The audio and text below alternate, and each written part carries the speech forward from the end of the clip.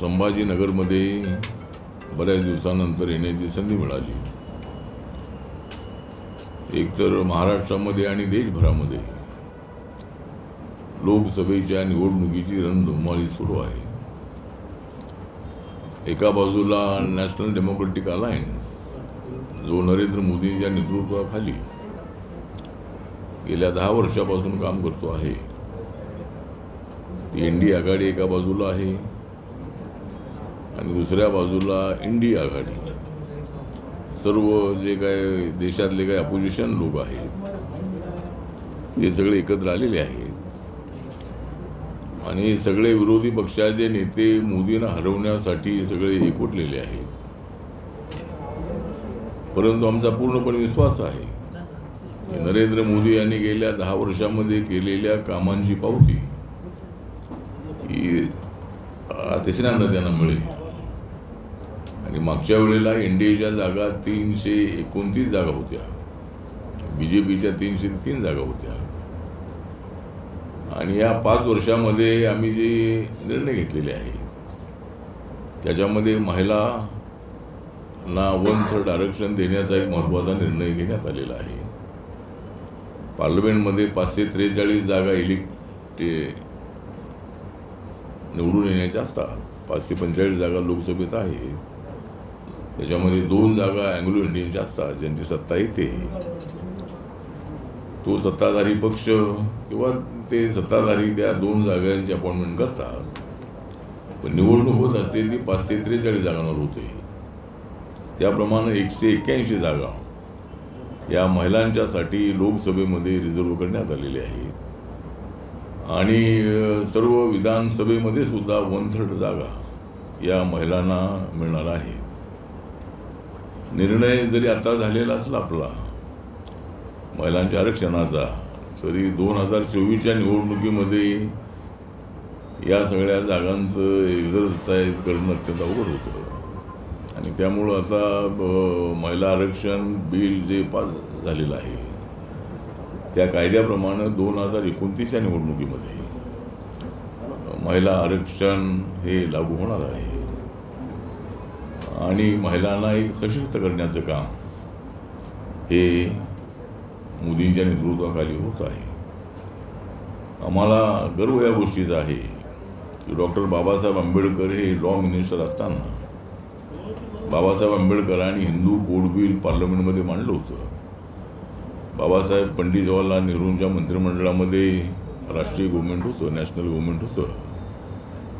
आणि त्यावेळेला बाबासाहेब आंबेडकरांची भूमिका हीच होती की महिला ब्राह्मण असेल, मराठा असेल, बहुजन असेल, मुस्लिम असेल, हिंदू असेल, दलित असेल, आदिवासी असेल किंवा कुठल्याही जातीची धर्माची महिला असेल, तिला समान न्याय मिळाला पाहिजे. तिच्यावर होणारा जो अन्याय आहे तो अन्याय दूर झाला पाहिजे. महिलांकडे पाहण्याचा दृष्टिकोन बदलला पाहिजे आणि महिलांना त्यांचे हक्क दिले पाहिजेत. म्हणून हिंदू कोड बिल पार्लमेंटमध्ये बाबासाहेबांनी आणलं. पण पार्लमेंटमध्ये ते बिल पास होऊ शकलं नाही.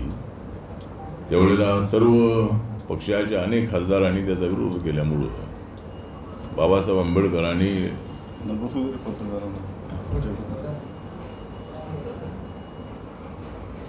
कायदे मंत्रिपदाचा राजीनामा दिला होता.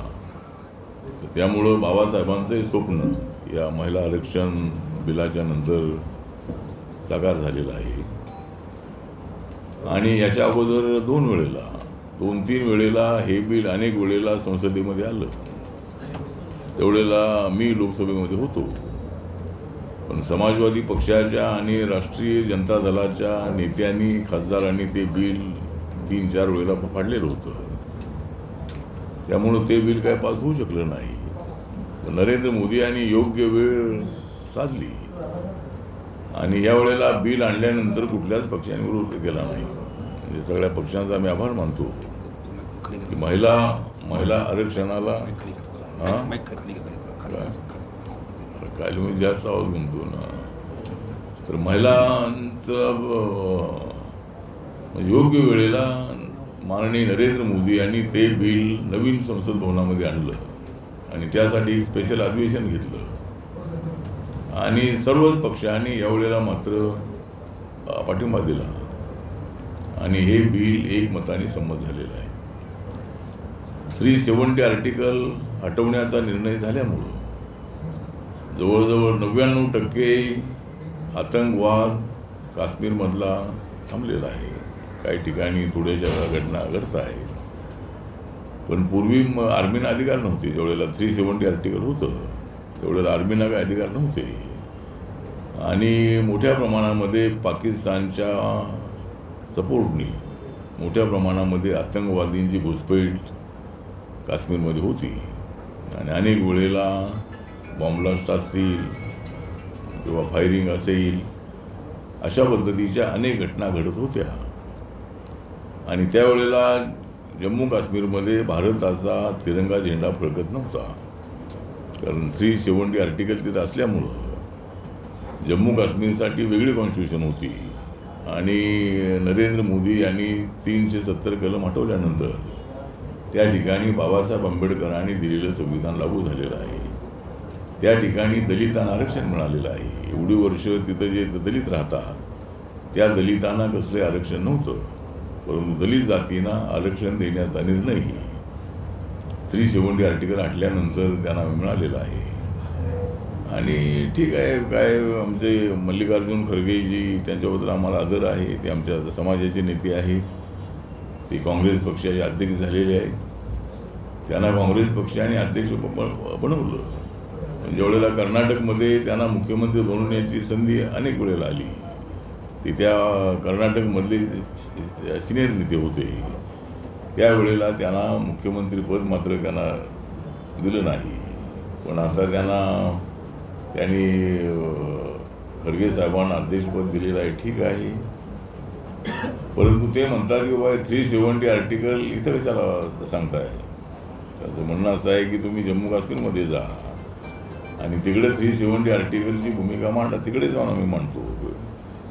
देशामध्ये आम्ही यासाठी मांडतो की आम्ही जम्मू काश्मीरला भारताशी कायमचं जोडलेलं आहे. अगोदर तो भारतामध्ये नक्की आहे की नाही अशा पद्धतीचा संभ्रम होता. भारताचे कायदे त्यांना लागू नव्हते. आता सगळे भारताचे कायदे, देशाचं संविधान जम्मू काश्मीरमध्ये लागू आहे. आणि त्यातली जवळजवळ जगभरातले टुरिस्ट तिथं अत्यंत दिमाखाने तिथे येतात. आता त्यांना आता अशी अजिबात भीती वाटत नाही आहे. भारतातले टुरिस्ट श्रीनगरला, काश्मीरला, जम्मूला मोठ्या प्रमाणामध्ये जात आहे. आणि त्यामुळं मला असं वाटतं की 370 आर्टिकल हटवण्याचा एक मोठा निर्णय झालेला आहे. त्यानंतर 80 कोटी लोकांना गेल्या 4-4.5 वर्षापासून मोफत अन्नधान्य मिळतं आहे. आणि ते अन्नधान्य आता 80 कोटी लोकांना पुढची 5 वर्षे देण्याचा एक मोठा निर्णय झालेला आहे. गोरगरीब माणसाला उपाशी तापाशी राहू नये म्हणून त्याचं पोट भरण्यासाठी. या लोकसभेमध्ये काय चित्र असेल कवितेच्या माध्यमातून कसं सांगा? नाही, कवितेच्या माध्यमातून आता काय सर, माईक जरा जवळ घ्या. 400 पार ये है नरेंद्र मोदी जी का नारा.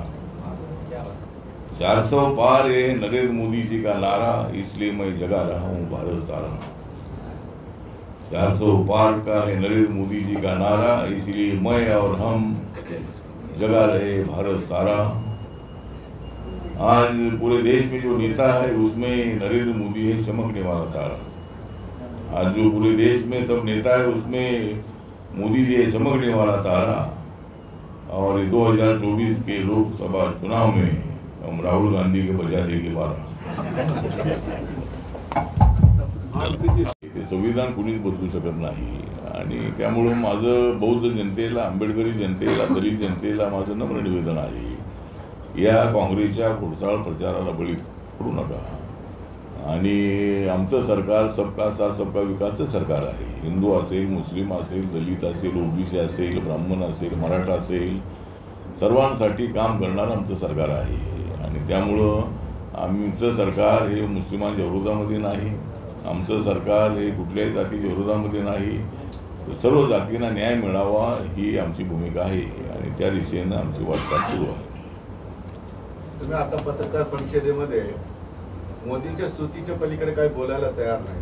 भाषणामध्ये सुद्धा ते तुम्ही एक समाजाचं नेतृत्व करता, तुमचा आणि त्या समाजाचा एक धाक होता राजकारणामध्ये. मात्र आता मोदी स्तुतीच्या मागे तुमचं आणि तुमच्या समाजाचं, तुमच्या चळवळीचं सगळं जे काही धाक होता तो लपत चाललाय असं वाटत नाही का तुम्हाला? कारण तुम्हाला 1-2 जागा मागितल्या, त्या जागांना सुद्धा तुम्हाला एंटरटेन केलं गेलं नाही. एकंदरीत तुम्ही तुमच्या समाजाला घेऊन मोदींच्या पाठीशी एवढे झाकाळून चाललेला आहेत असं वाटत नाही का? नाही, मला अजिबात तसं वाटत नाही आहे. कारण समाज माझ्यासोबत आहे, जो समाज आहे माझ्यासोबत आहे. माझ्यावर टीका करणारे नेहमीच टीका करतच असतात. आम्ही कुठली भूमिका घेतली तरी त्या भूमिकेला विरोध करतच असतात. त्यामुळं मी माझ्यामधला प्रांतर अजूनही जागा आहे. त्यामुळं चळवळ जी आहे ती चळवळ त्यावेळेला होती. नामांतराचा लढा होता, मंडल कमिशनचा होता. आता आज जरी तशा पद्धतीचे लढे नसलेही तरी कार्यकर्त्यांची मोठी फळी माझ्या पाठीमागं आहे, समाज माझ्या पाठीमागं आहे, देशभरामध्ये लोक माझ्या पाठीमागं आहे. त्यामुळं मोदींची स्तुती करण्याचा विषय नाही आहे. सरकारची स्तुती आम्ही करतो आहोत. सरकारने घेतलेले निर्णय जे आहेत त्या सरकारमध्ये मी आहे. त्या सरकारने घेतलेले निर्णय लोकांच्या समोर मांडणं माझं कर्तव्य आहे. त्यामुळं फक्त मोदींची स्तुती करण्याचा विषय नाही आहे. 370 मुळे दलित समाजाचा काय फायदा झाला? 370 हटवलं त्याच्यामुळे दलित समाजाचा काय फायदा झाला? दलितांना फायदा झाला ना. त्या जम्मू काश्मीरमधल्या दलितांना रिझर्वेशन मिळालेलं आहे. 370 आर्टिकल हटल्यामुळं तिथं पूर्वी आपली घटनाला लागू नव्हती आणि 370 आर्टिकल हटल्यामुळं तिथं आता आपल्या देशाची घटना लागू आहे. आणि जे बाकीच्या राज्यांना ज्या दलितांना सवलती मिळतात त्या सगळ्या सवलती जम्मू काश्मीरच्या लोकांना मिळणार आहे. त्यामुळं रिझर्वेशन हे त्यांना त्या ठिकाणी मिळणार आहे. भाजपचे खासदार लल्लू सिंह यांनी आता एक विधान केलंय, 272च्या याच्या खासदारांवर सरकार स्थापन करता येतं, पण घटना दुरुस्ती घटना बदलण्यासाठी 2/3 बहुमत पाहिजे. त्याच्यासाठी आम्ही यावेळेस आता 400 पारचा नारा देतो. आता त्यांनी विधान केलं. या विधानाकडे आपण कसं बघतो? हे कुणीतरी असं विधान करतात, त्या विधानाचे खासदार आहेत भाजपचे खासदार आहेत. कुठले? लल्लू सिंह. लल्लू सिंह भाजपचे खासदार. लल्लू सिंह बिहारचे कुठले? बिहारचे. ठीक आहे ना. लल्लू सिंग असतील, आता लल्लू सिंग असतील. त्यानंतर आपले कर्नाटकच्या एका खासदारांनी सांगितलं की 400 पार आम्ही यासाठी करणार आहे की आम्हाला घटना बदलायची आहे, पण त्याला तिकीटही देण्यात आलेलं नाही आहे. सर, भाजपचे त्यामुळं खासदार असं त्यांनी सुद्धा स्टेटमेंट केलंय की आम्ही 400 पार जर झालो तर देशाची घटना बदलू. अनंत हेगडे खासदार आहेत भाजपचे. मग ते सांगितलं. आनंद हेगडे जे आहे त्यांचं तिकीट. लोकशाही संविधान बदलता येणार नाही. ठीक आहे, तर ते कोणी असं बोललं असेल ती काय भूमिका BJPची नाही आहे, ती भूमिका NDAची नाही आहे. NDAची भूमिका ही संविधान वाचवण्याची आहे, संविधान मजबूत करण्याची आहे. कोणी एखादा व्यक्ती काय बोलला असेल म्हणून लगेच संविधान बदलणार असं नाही. आणि मोदी आल्यानंतर मोदींनी 26 नोव्हेंबर हा दिवस सुरू केला. बाबासाहेबांनी संविधान दिल्याचा जो तारीख आहे, ड्राफ्ट दिल्याचा. सर, गेली 8 वर्ष तुम्ही सामाजिक न्याय मंत्री आहात. मुस्लिम आणि दलितांवर हल्ले वाढलेले आहेत. महाराष्ट्रामध्ये काही घटना घडलेल्या, काक्षे भालेराव प्रकरण असेल, आपल्या श्रीरामपूरचं प्रकरण असेल, अशा ठिकाणी दलितांवर आणि मुस्लिमांवर हल्ले होत आहेत. गेली 8 वर्ष नॅशनल क्राईम रेकॉर्ड ब्युरोचा जो अहवाल आहे तो अहवाल सांगतोय की टार्गेट करून मॉब लिंचिंग असेल या घटना घडतायत. तुम्ही म्हणताय सबका साथ सबका विकास, मोदींची तुम्ही स्तुती करताय. कुठेतरी कॉन्ट्राडिक्शन दिसतंय सर. कॉन्ट्रडिक्शन आहे. अत्याचार होत आहे ती गोष्ट खरी आहे. काही ठिकाणी दलितांवर अत्याचार होत आहेत, मुस्लिमांवरती होत आहेत. त्यानंतर अनेक ज्या केसेस आपण पाहिल्या, मर्डरच्या केसेस पाहिल्या, जर काही इतर काय अशा वादाच्या केसेस पाहिल्या तर समाजामध्येही मोठ्या वादाच्या केसेस बऱ्याचशा आहे. मराठ्यामध्ये वाद आहे, ओबीसीमध्ये वाद आहे, जमिनीवरती संघर्ष होतो, तिथं मर्डर होतात. तर हाही भाग एका बाजूला आहे. पण आपण म्हणताय त्या पद्धतीनं हे होऊ नये यासाठी नक्कीच आमचा प्रयत्न आहे. दलितांवर आणि मुस्लिमांवर. पण एकाही मुस्लिमाला तिकीट देत नाही तुमचं ज्याच्यासोबत अलायन्स आहे.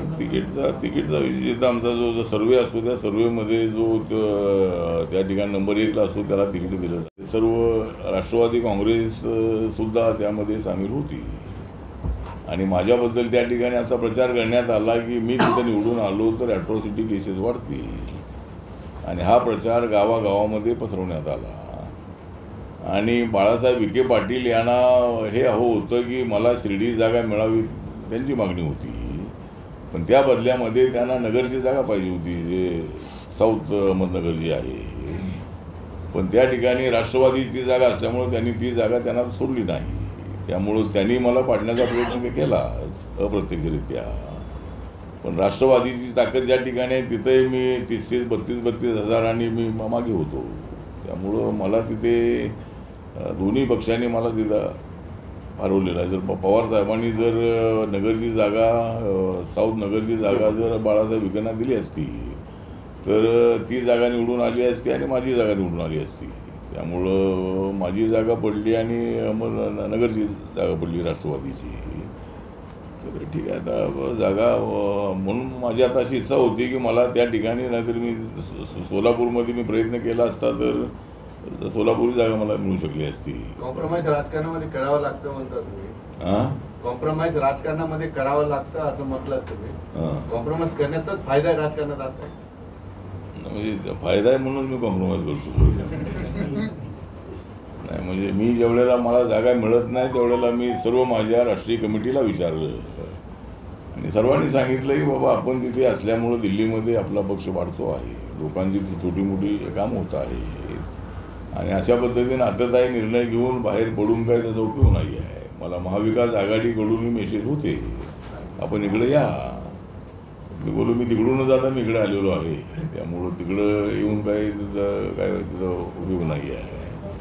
त्यामुळे ठीक आहे, आता यावेळेला करावं लागलेलं आहे, पण ते प्रत्येक वेळेला आम्ही कॉम्प्रोमाइज करू असं नाही.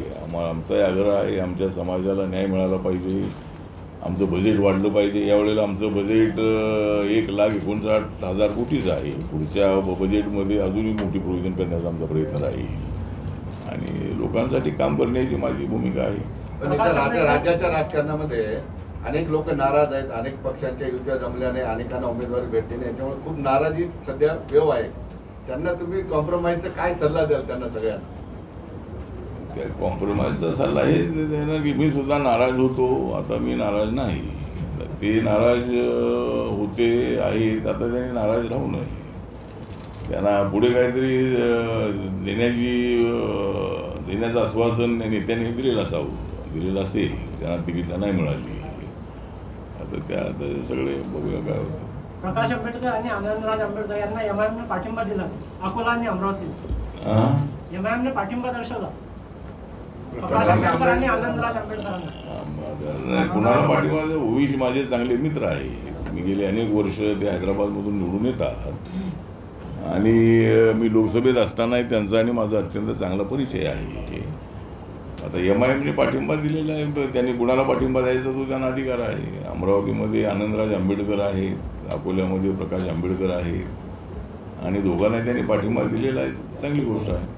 नवनीत राणा यांचा एक व्हिडिओ व्हायरल झाला, ते म्हणताय का मोदी लाट नाहीये सध्या, एक मतासाठी प्रयत्न करावे लागतील. काय तर त्या काय बोलल्या काय आपल्याला माहीत नाही आहे, पण आता त्या काय मला माहीत नाही काय बोलले. सर गेल्या 8 वर्षामध्ये तुम्ही अनेक प्रेस घेतल्यात सर, ओपन प्रेस घेतल्या, सगळ्या पत्रकारांना मनमुक्त प्रश्न विचारू दिलेत आणि उत्तरं दिलेत, पण देशाच्या प्रधानमंत्र्यांनी अशी ओपन प्रेस घेतली नाही. सर काय वाटतं सर तुम्हाला, कसं बघता तुम्ही या कृत्याकडे? नाही म्हणजे प्रधानमंत्र्यांनी ओपन प्रेस कॉन्फरन्स घेण्याची आवश्यकता नाही. ते जी भूमिका मांडतात तीच आपण छापायची आहे. ते काय अशा प्रेस पंतप्रधान घेत नाही आहे. मनमोहन सिंगांनी घेतली होती. मनमोहन सिंगांनी घेतली होती, त्यांनी घेतली होती म्हणून ते घेत नाही.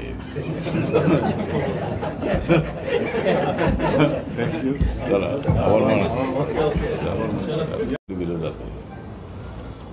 सर तुम्ही म्हणतात महाराष्ट्रामध्ये 48 पैकी 45 खासदारांचे निवडून येतात. महाराष्ट्रामध्ये 48 पैकी 45 खासदार कमीत कमी निवडून येतील, पण आरपीआयला महाराष्ट्रामध्ये भाजप शिवसेनेवाले प्रचारामध्ये ना कुठल्या मिटिंगला बोलवत नाही, कसं निवडून येतील? नाही ते आम्हाला बोलवलं नाही तरी आम्ही जातो. म्हणजे आम्हाला बोलवत नसतील, काही ठिकाणी आहे ना तक्रारी आहे. नाही मी तुमच्याकडून आता ऐकलं, पण मला रोज 100 फोन येत आहे की आम्हाला बोलवलं नाही म्हणून. पण मी त्यांना सांगतो आपण ठीक आहे, अनेक ठिकाणी बोलवतात, काही ठिकाणी बोलवलं जात नाही. ज्यांच्याकडे यंत्रणा हातामध्ये आहे त्यांनी कार्यकर्त्यांना सोबत घेतलं पाहिजे आणि दलितांची मतं, बौद्धांची मतं जी आहेत ती आपल्या महायुतीला मिळवायची आहे. त्यासाठी आरपीआयची झेंडी मात्र आता सगळीकडे लागत आहेत, मध्यंतरी लागत नव्हते. सरकार आपल्या दारी आणि आम्ही होतो आमच्या घरी. त्यामुळं सरकार आपल्या दारी वेळेला 3 पक्षाची झेंडी लागत होते, पण आता मात्र सर्व सभांमध्ये रिपब्लिकन पक्षाचे झेंडे त्या उमेदवाराकडून लावले जात आहे. त्यामुळे त्यांना दलित मतांची आवश्यकता आहे आणि पण ही टेक्निकल अडचण काही ठिकाणी आहे, आम्ही ती सुधारण्याचा प्रयत्न करतो. मी देवेंद्रजी आणि चंद्रकांत बावनकुळे यांना बोलू, मुख्यमंत्र्यांना बोलून, अजितदादांना बोलू, आपण ही जी अडचण आहे ती दूर करण्याचा प्रयत्न करू. महागाई आणि बेरोजगारी वाढलेली आहे देशात, महागाई आणि बेरोजगारी वाढलेली आहे.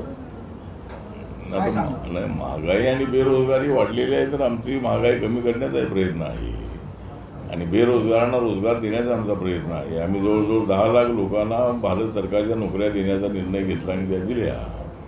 आणि मी मुद्रा योजनेत आपल्याला सांगितलं की 46 कोटी लोकांना मुद्रा योजनेचं लोन मिळालेलं आहे. त्याने आपापले छोटे मोठे धंदे टाकलेले आहे. पण तरी आता सरकारी नोकऱ्या कमी होत आहेत, तर त्या बेरोजगारांना रोजगार, स्वयंरोजगार जो आहे हा देण्यासाठी विविध अशा पद्धतीच्या स्कीम्स आहेत. आणि माझ्या मंत्रालयाची व्हेंचर कॅपिटल फंड नावाची स्कीम आहे, MSMEच्या स्कीम्स आहेत, खादी ग्रामोद्योगच्या स्कीम्स आहेत, स्टार्टअप इंडिया स्कीम्स आहेत. याचा फायदा उठवून अनेक तरुण आपल्या पायावर उभे राहत आहेत. त्यामुळे आमचा प्रयत्न आहे की जी महागाई वाढू नये याचा आमचा प्रयत्न आहे आणि बेरोजगारी कमी झाली पाहिजे यासाठी आम्ही प्रयत्न करतो आहोत. राहुल गांधींनी 30 लाख नोकऱ्या देण्याची घोषणा केली. राहुल गांधींनी 30 लाख नोकऱ्या देण्याची घोषणा केलेली आहे जाहीरनाम्यात. नाही, राहुल गांधींनी 30 लाखाची नाही, ते 30 कोटीची करू शकतात. म्हणजे राहुल गांधी यांचा जो जाहीरनामा आहे त्याच्यामध्ये त्यांनी म्हटलं असेल 30 लाख लोकांना नोकऱ्या. त्यांचं सरकारच येणार नाही तर कुठल्या 30 लाख नोकऱ्या देणार ते.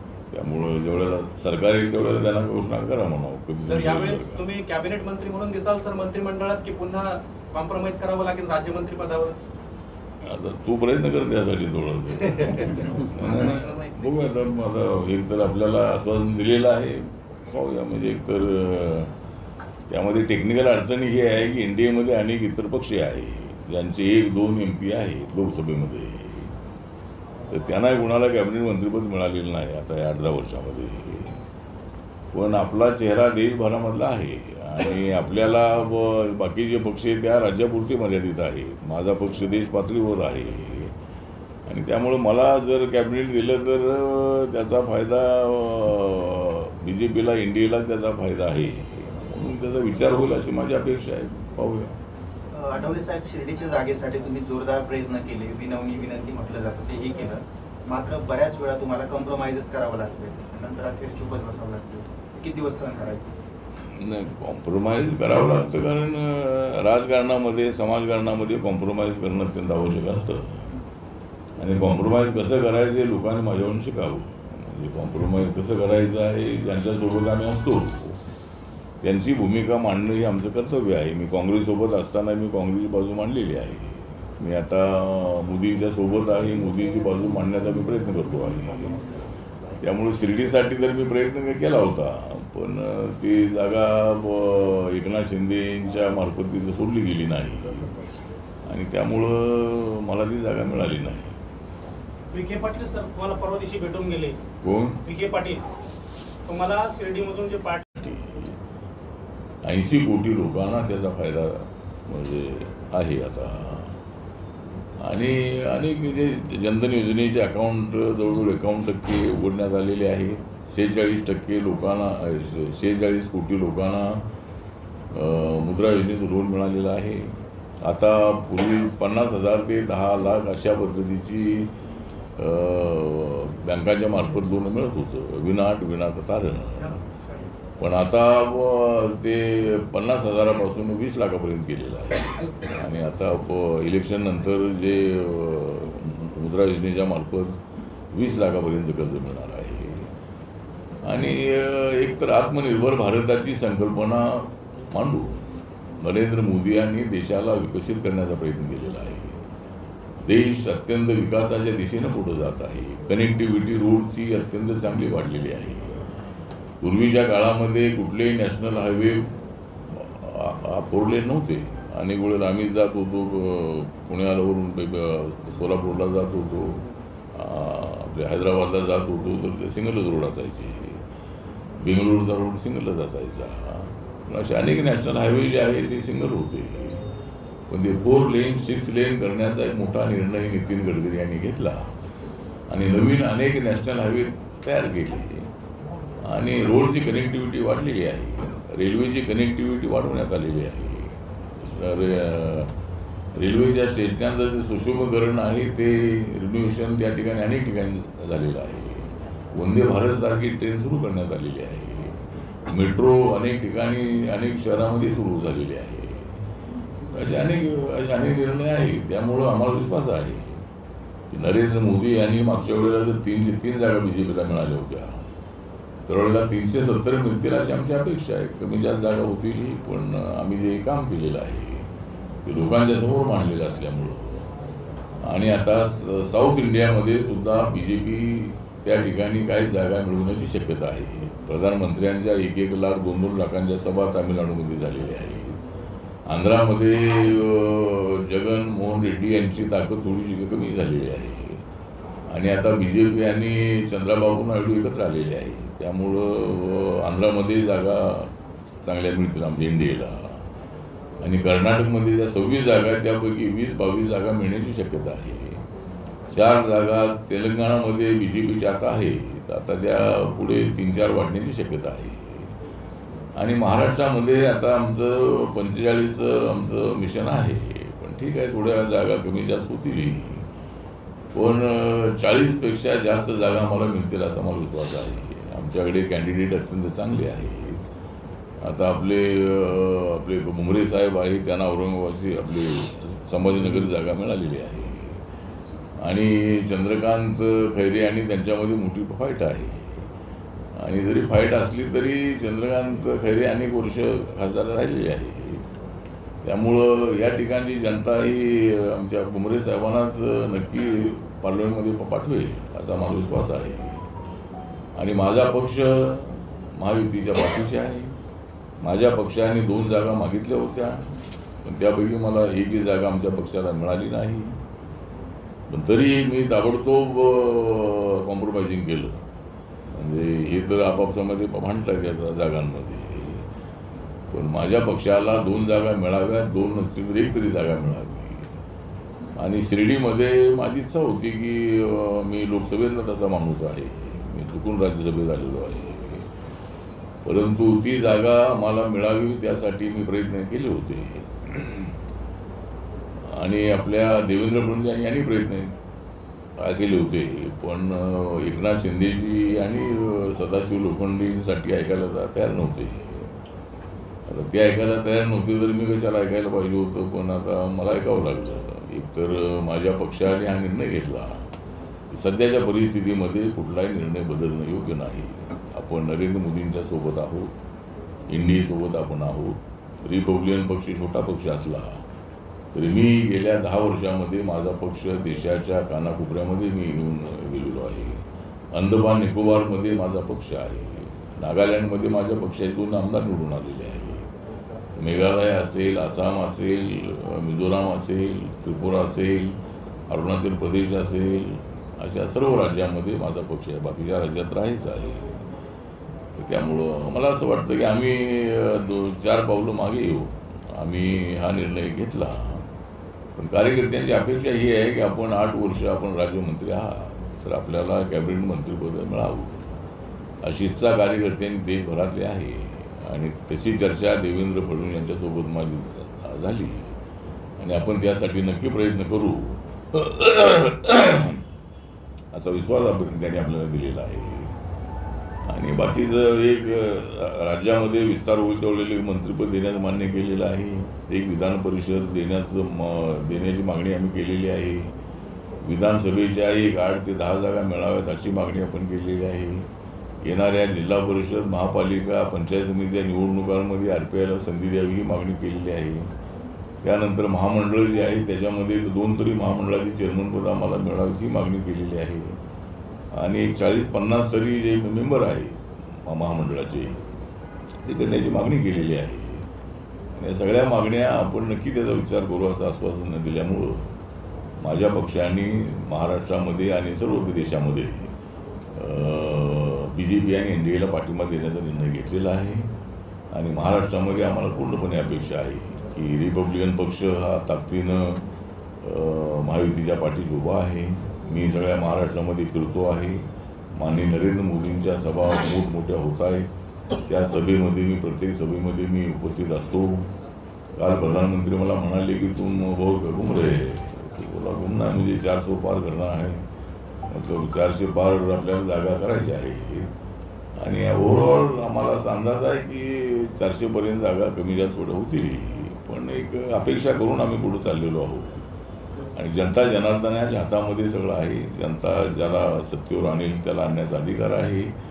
परंतु इंडिया आघाडीला काही संधी मिळेल असं अजिबात नाही. आणि राहुल गांधी यांची भारत जोडो यात्रा नसून ती भारत तोडो यात्रा आहे. ते समाजामध्ये भेद निर्माण करण्याचा प्रयत्न करतायत. संविधान बदलणार अशी चर्चा करतायत. लोकशाही धोक्यात आलेली अशी चर्चा करतायत. आणि ही चर्चा बोगस चर्चा आहे. ही चर्चा समाजात फूट पाडणारी चर्चा आहे. या देशाची लोकशाही कधीच धोक्यात येऊ शकत नाही. या देशामध्ये आपण पाहिलेलं आहे की अटल बिहारी वाजपेयीचं सरकार एका मताने आणलेलं होतं. 1 मॅन 1 वोट 1 व्हॅल्यू हे आपल्या संविधानाचं मुख्य गाभा आहे. आणि त्यामुळं एका मताला सुद्धा किंमत आहे. त्यामुळं लोकशाही धोक्यात येण्याचा काय प्रश्न आहे. लोकशाही धोक्यात आली असते तर मोदीची मतं मागण्यासाठी कायसाठी आले असते, कशासाठी सभा घेतल्या असत्या, कायसाठी आपली भूमिका मांडली असती. त्यामुळे लोकशाही अजिबात धोक्यात येऊ शकत नाही. आणि संविधान तर मोदीजीच्या काळामध्ये मजबूत झालेलं आहे. ते संविधान कुणीच बदलण्याचा प्रश्न येत नाही आहे. आणि त्यामुळं संविधान अजिबात बदललं जाणार नाही.